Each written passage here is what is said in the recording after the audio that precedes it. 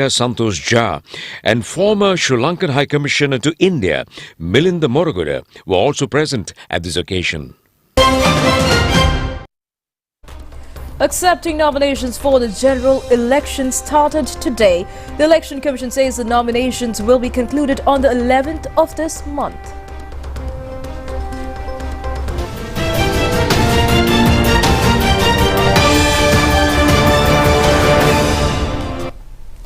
Nomination papers are accepted at 22 district secretariats except Saturday and Sunday.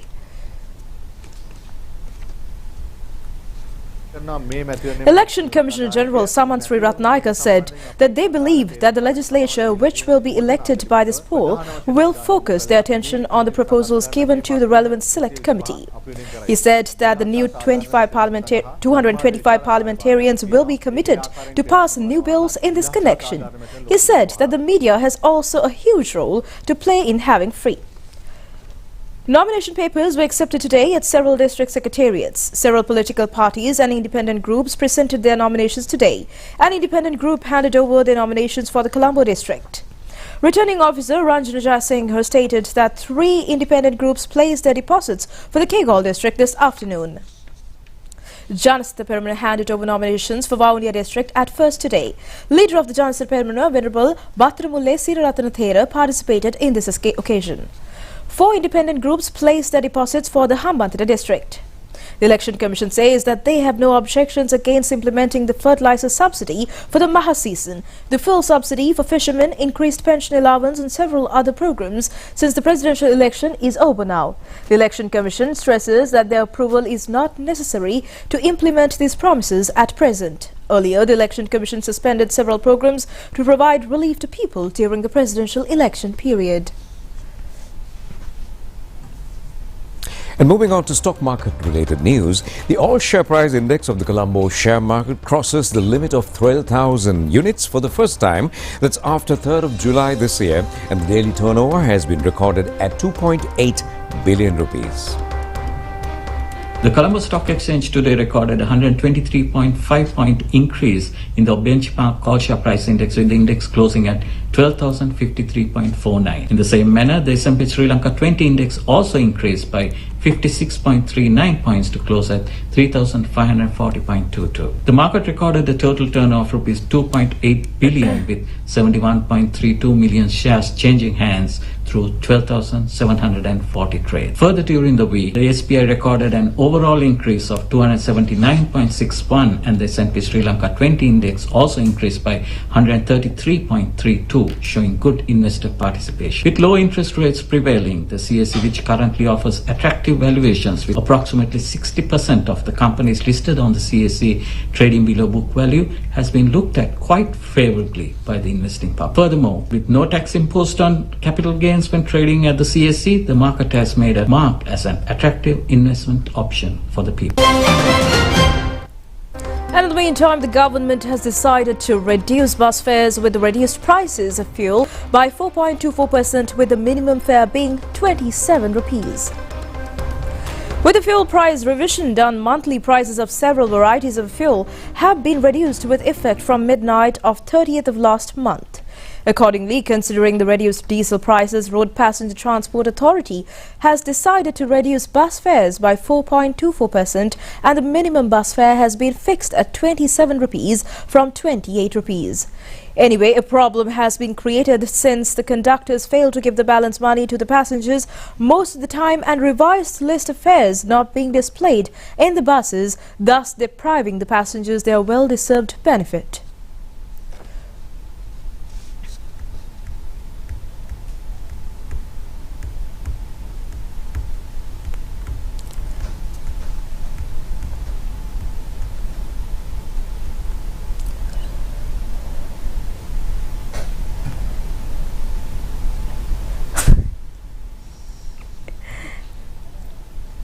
The passengers' views were taken to this problem since when the prices of diesel goes up, bus owners take immediate steps to hike fares. According to the National Transport Commission, in case the passengers failing to receive their balance money as per their destination, they can contact the hotline number 1958 and make a complaint.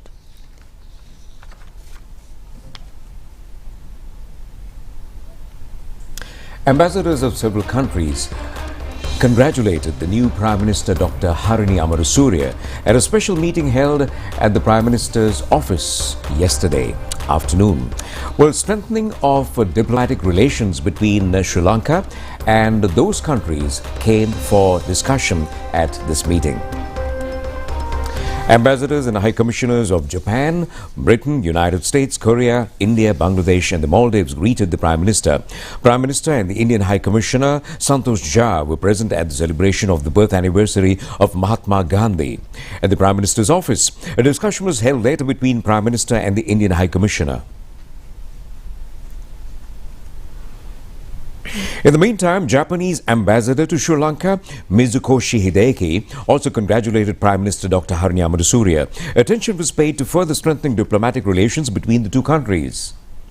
Another meeting was held yesterday between Prime Minister and the British High Commissioner Andrew Patrick. The British High Commissioner said that teacher training and other educational programs will be given British assistance. The preparations for the Commonwealth Heads of State Conference was also among the discussions. The US Ambassador Julie Chang congratulated the new Prime Minister, and the importance of the establishment of the economic transparency and accountability in Sri Lanka to attract investments was stressed. Andalib Elias, the Bangladeshi High Commissioner, congratulated the Prime Minister. Later on, discussions were held on diplomatic relations between the two parties. High Commissioner of the Maldives, Masood Imad, also congratulated the new Prime Minister and had a discussion, and that was held at the Prime Minister's office later on. Korean High Commissioner in Sri Lanka, Myeon Lee, and the Sri Lanka Prime Minister held discussions at the Prime Minister's office. 2 more days are remaining for the conclusion of Colombo International Book Fair, and the official media partner of the event is the national television.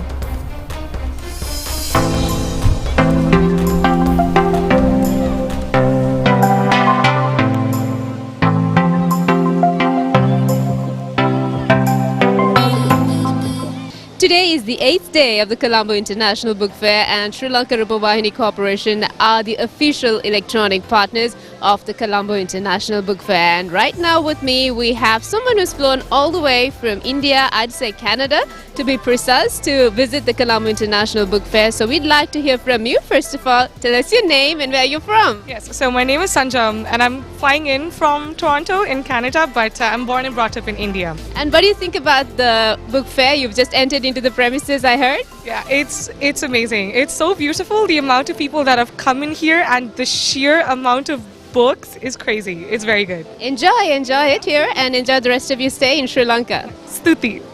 Thank you so much. So that's what we hear from someone who's visited the Colombo International Book Fair, and we see a lot of people walking into Sirimal Bandaranaike Memorial Exhibition Centre's premises.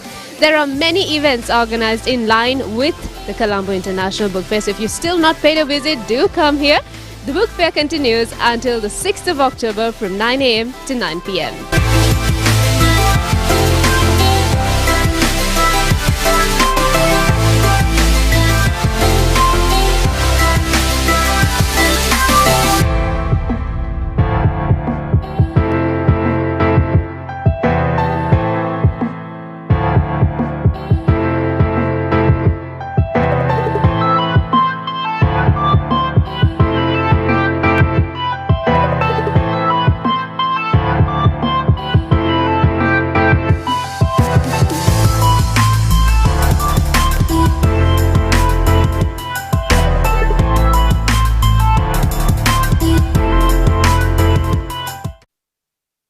More days remaining, that's if you haven't still visited the book fair. More local stories. It has been decided to temporarily acquire all firearms and cartridges issued to civilians for their personal safety. And according to the Ministry of Defence, they should be handed over before the 7th of November. The Ministry of Defence says it is after a review. Accordingly, those firearms and cartridges should be handed over to the stores of the Government Commercial Explosive Materials at Valisara. The Ministry also informs to hand over a copy of a receipt issued by the concerned stores after the handover of the firearms and cartridges to the Civil Defence and Development Division counter at the main gate of the Ministry of Defence. United Nations Organization has commended the ethical nature of the political campaign of President Anura Kumar Dissanayake during the last presidential election. The election manifesto of the president was also appreciated. The United Nations President Coordinator in Sri Lanka, Marc-Andre, met with President Anura Kumar Dissanayake yesterday at the Presidential Secretariat. During the meeting, the UN Resident Coordinator conveyed the warm greetings of UN Secretary-General Antonio Guterres to President Dissanayake. Marc-Andre praised the President's manifesto and commended the President's ethical nature of the political campaign. The resident coordinator acknowledged that the coming period will be challenging as public expectations are high, but assured the UN support for Sri Lanka's IMF program and the government's poverty eradication efforts. The coordinator also lauded the anti-corruption initiative outlined in the President Anura Kumar Dissanayake's manifesto, noting that it offers hope for a new beginning. She assured technical and financial support from the UN to aid in these efforts. Furthermore, the unique initiative for national peace among communities was highly praised, with the UN acknowledging the President's dedication to fostering trust among diverse groups. The UN pledged its full backing for the initiative to promote lasting peace in the country. The resident representative of the United Nations Development Programme in Sri Lanka, Azusa Kubota, met with the Secretary to the President Dr. Nandika Sanath Kumanaika for discussions on UNDP's ongoing projects in the country and future collaborations between the UNDP and the Sri Lankan government yesterday at the Presidential Secretariat. During the meeting, Kubota expressed the organization's eagerness to continue the UNDP projects in Sri Lanka and supporting Sri Lanka development initiatives. She praised the new government's efforts in combating corruption and emphasized the importance of utilizing digital platforms to ensure transparency and efficiency in governance. She also mentioned the need to train government officials in digitalization to smoothly implement these reforms. She assured Dr. Nandika Kumanaika that the UNDP is ready to provide necessary support in the capacity in helping Sri Lanka advance its digitalization initiatives and to equip officials with the necessary skills and knowledge to adapt to digitalization. Farmers of Galen Bindunueva in Anuradhapura area are requesting a justifiable price for their big onion harvest. Well, they have cultivated the big onions in about 1,000 acres of land in the Yala season.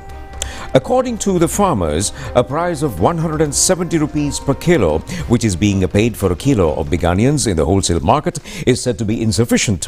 They say that this amount is not enough to pay the loans they obtained for cultivation of big onion, and the Farmers Association points out that this has become a main reason for the further import of big onions. They request the authorities to provide at least a price of 300 rupees per kilo for their harvest.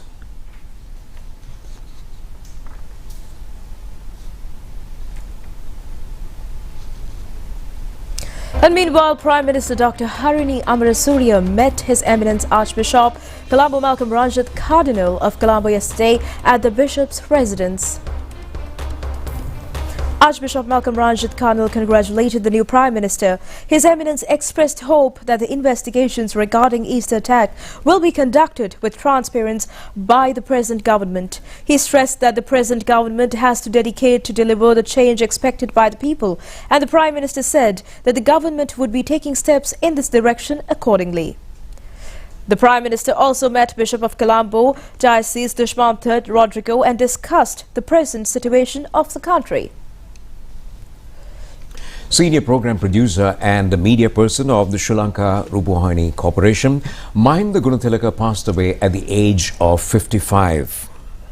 Mahinda Gunathilaka joined Sri Lanka Rupavahini Corporation in 1991 as a trainee production assistant. He contributed to a large number of programs telecast on the national television. From 1991 to 2004, he continuously gave an excellent contribution as producer in the news division and duty senior editor of news. He also served for a long time as children's news producer of the national television, pioneering in religious programs despite being ill for a number of years. His productions have won several awards. His mortal remains are kept at his residence, that's number 114/2 Piruvena Gardens, Piruvena Road, Boralaskamuwa. The funeral rites will be held tomorrow at 3 p.m. at the Maharagama General Cemetery. The national television expresses its profound condolences of the passing away of Mahinda Gunathilaka, who provided an excellent years for the national television.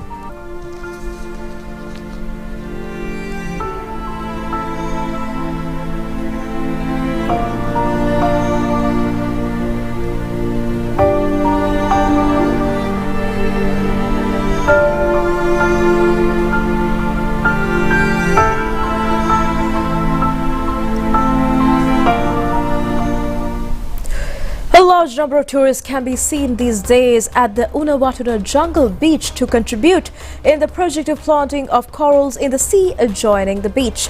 This project is being conducted by the Association of Wildlife and Ocean Resources Conservation.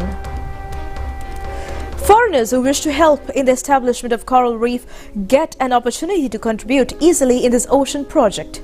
Here, placing of pieces of corals in the sea with the help of a tube fixed to concrete plate is conducted. Any person can perform this with ease, and it has been observed a large number of foreigners participating in the project. Since the project has gained popularity among the Foreigners Association of Wildlife and Ocean Resources Conservation says the visit of foreigners has also increased according to the popularity.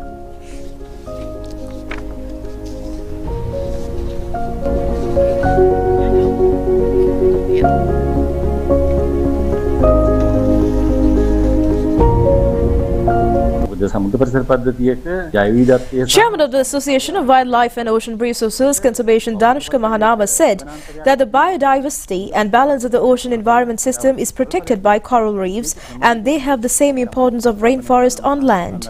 In case of a coral reef being destroyed, it has to be restored in a special methodology and has to be conserved. In this process, steps are being taken to establish the coral reefs in a scientific manner. This is the reason why it has been decided to mount corals on a cemetery with the help of a tube, and those who are willing to participate are welcome to the project.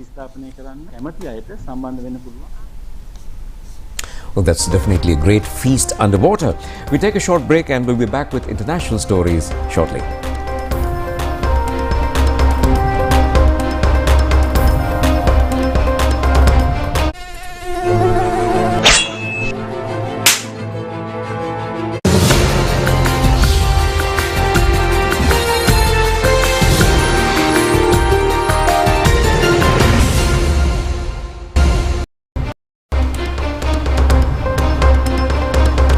Welcome back to the news, and we are moving on to news overseas. Tensions rising high in the Middle East. Israel launches the heaviest airstrikes on Beirut so far, with dozens reportedly killed across Lebanon over the past day. And meanwhile, a delivery of medical supplies from the United Nations reached Lebanon this Friday, a first since last week's escalation between Israel and Hezbollah. Israel carried out fresh strikes in Beirut, Lebanon, early Friday, with large explosions reported outside the city's international airport right after an aircraft landed. Israel has been moving forward with its attacks against Hezbollah, and the Israel Defense Forces have ordered 20 more towns and villages in the south to evacuate. This includes the regional capital of Nabdat, where people have been asked to leave immediately for their own safety. Nearly 24 hours before the airstrikes, a residential building in the center of the capital was hit. 9 people were killed in the attacks, and a civil defense agency linked to Hezbollah reported that 7 of its first responders were also among the deceased. According to the Lebanon's health minister, more than 40 paramedics and firefighters had been killed by Israeli fire in the past 3 days. At least 50 people, including children, have been killed after an armed gang attacked a small town in Haiti. Armed bandits from Savian gang have killed more than 50 people, according to early estimates by a government official, and injured dozens during an attack in the locality of Pont Sunday, located in the commune of Saint Mark. Many residents who are sending SOS calls to the police authorities requesting help against the gang's assault have fled their homes during the murderous invasion by the Grand Reef gang. Some injured individuals have been urgently transported to St. Nicholas Hospital. The exact number of victims from yesterday's attack is not yet known.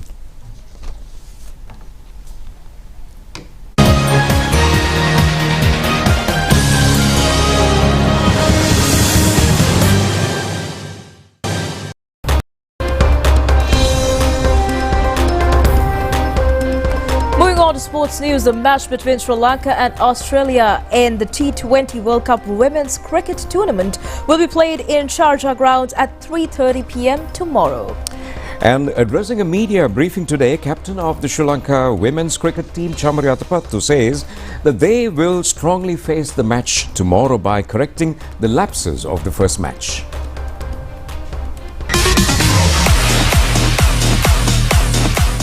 Definitely, our bowlers bowled in really good last night, especially Sugandhika, Udeshika, and myself. The other bowlers as well, because the condition is really good for the slow bowlers and spinners. So yeah, as a team, we done really good job, like as a bowling unit. But we have to improve our batting and the fielding as well. Especially positive approach is really important this kind of tracks, because if we think we can't play this condition, we can't give excuses, so we can't play. So we have to adjust this condition and we have to play our fearless cricket all the time in the middle. Actually, the condition is a little bit different compared to Sri Lanka, and before I come here, I played more games in Sharjah and Dubai.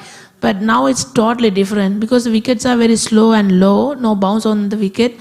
So we have to play straight and not easy to play big shots early doors. We have to take time, settle down, then we can play big shots. So these are the things we have to learn, and we have to learn from last game. I hope my girls will continue their best performance in next 3 games as well. It's not depend on how we start. How we finish is most important thing. So yeah, I know we lost first game, but if we can be bounce back, because we do these things past, so we always resilient. So I hope my girls bounce back for next game, and we take one game one time. We focus on tomorrow game. I know Australia is one of the best team in this comp, but if we can play in our best cricket, I know we can beat any team. Still we have confidence. We have belief. I trust my girls, and I know they are in good mindset. I know we lost yesterday, but it's not means we can't beat any other teams. So now we know if we have to do or die games, we have to do or die. That's it. Well, that's the attitude, girls. Do or die. Best of luck for tomorrow, and that's the point we end the news. Do enjoy the rest of the programs together with Hesha. This is Clifford wishing you a good night.